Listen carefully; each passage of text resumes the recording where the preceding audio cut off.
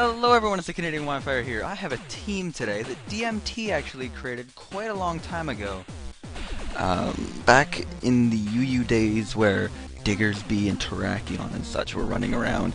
It has lead Sticky Web Leavanny, which is ample times better than Galvantula because it gets Magic Coat and Knockoff. I have a Golurk because it's possibly the best spin blocker in the history of the world, and it also gets Stealth Rock, and it's just a beautiful Pokemon. It really is quite beautiful. I have just standard Life Orb Honchkrow. I have Choice Banded Jolly, Reckless Me, and Shao. I have a Gastrodon, and then I have Fast Flower, the Florges. It is a Scarf Florges, and I saw him using it to quite a degree of success, and I definitely wanted to give it a shot. And let's just get into this first battle here. I'm going to lead off with Weevil Machamp, and he leads off with Fori. I'm just going to do a clean 60% to it as he crit gyro balls me. Now, looking at the rest of his team, I assume like he has so many ways to prevent a high jump kick. He has Chandelure, he has Xatu, and he can disguise something, or he can disguise his Zoroark as a Chandelure. So, some double switches happen. I think they're all pretty obvious and self-explanatory. I'm going to go for a Moonblast on the Kingdra as he goes up to Xatu. Does quite a bit. I'm going to go with Human Reverend, predicting a T-Wave, or basically anything that he could just eat it up. I'm going to go for a Shadow Punch, predicting Fori, or if you wanted to stay. It was middle ground. I'm going to go for EQ now. So close, but luckily he doesn't set up a hazard. He just goes for a Gyro Ball, and I can eat that up. Now I Shadow Punch in case he wants to switch back out. He's going to bring in his own Kingdra.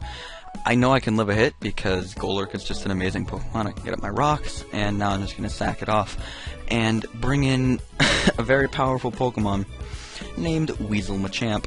So he's going to switch in Shandy. I canceled this play. I originally went High Jump Kick, and then I'm like, no, he didn't switch in last time. He is this time. Let's go for Knockoff. And Showdown had different ideas. It's fine. It's whatever. I still have Pimpoleon.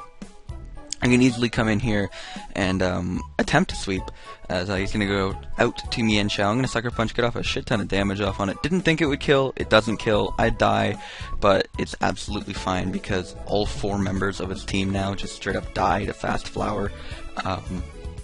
And Scarf Florges is just going to clean up the rest of the game. Zoroark, not Scarfed. I was gonna say not faster, but I'm Scarfed, so he would have to be Scarfed to be faster. But yeah, everything just dies, and Florges has base, what, 117 special attack? It is quite good. Don't underestimate it, and it actually has the stats for a Scarfer, which is funny. It doesn't reach too quick of a speed, but it's definitely a usable speed. Now if we switch over to the second battle here, as you can see, his team looks quite threatening. Basically, any team, when you see it on Team Preview, if they have an Amoonguss in the higher tiers, you just immediately assume they know what they're doing, because Amoonguss is such an underrated Pokemon, but when used correctly, it's so hard to break through. When someone has an Amoonguss, you just assume that they're really good. That's at least how I play Pokemon. The rest of his team does not look shitty whatsoever, so that just bolsters my theory. Getting into the game here, I'm going to lead off with me and Shao as he leads off with Amoonguss.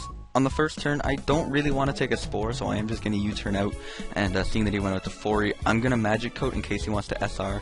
I have no idea why he switched out to Amoonguss here, but now knowing that he's probably, well, now knowing he's not going to Spore, I'm a freaking Buge, of course he's not going to Spore. Here, I make a play that I thought he might go for Spore, predicting the switch out, but I didn't think he'd actually pull it, and then just, that was silly of me. Luckily, I'm not so stupid that I don't see the Stealth Rock coming, and I'm going to get Buge back in before rocks, and I'm able to set up my Sticky Web. No harm, no foul. I can get off a Swarm boosted X-Scissor, which does a clean 50 to this Amoonguss, and this Amoonguss is now without lefties, and I'm pretty sure I can just straight up O-Coat from this range with Weasel Machamp. And High Jump Kick is just going to straight up to a KO 40. There's nothing he can do about it. Can't get off the spin. It's really hard to spin when I'm doing 65% every turn.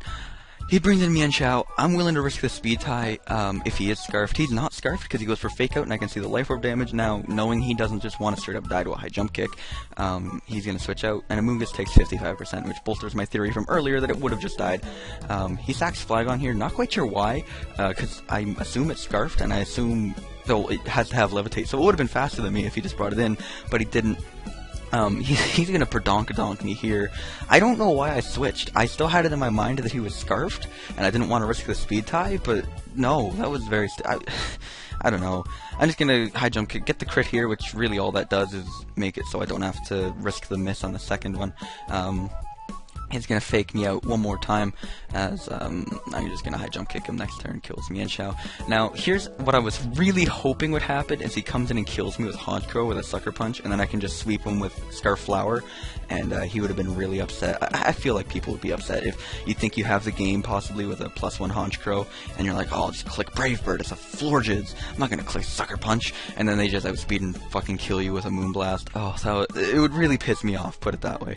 And I was really looking forward to that, but unfortunately he doesn't go for Sucker Punch for some reason, and he just lets it die, and obviously his last Pokemon, Houndoom, would have just been outsped and killed with a high jump kick. So this team, it is really fun to use, actually. I'll leave it in the description, because it's actually not even my team. Like I said, I just took I took a team DMT made from way back in the day and just kind of modified it up into today's UU standards somewhat.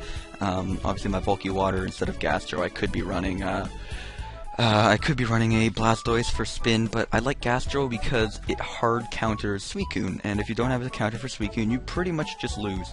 And looking at the rest of my team, I have nothing else for Suicune, so it is very nice to have your bulky water as your counter to Suicune as well. But yeah, I actually really like this team. It has like 3 win conditions. You just get up Sticky Web and just start plowing through Pokemon. That's all for me for today. Thank you all for watching. I hope you enjoyed it. I wanted to bring you guys a nice laid-back post-narration, because I've been doing a lot of lives recently, and I actually have like 3 or 4 more lives saved up right now. So, yeah, I wanted to sneak a post-narration in here, because you're going to be getting force-fed, I guess, a lot of lives in the upcoming days.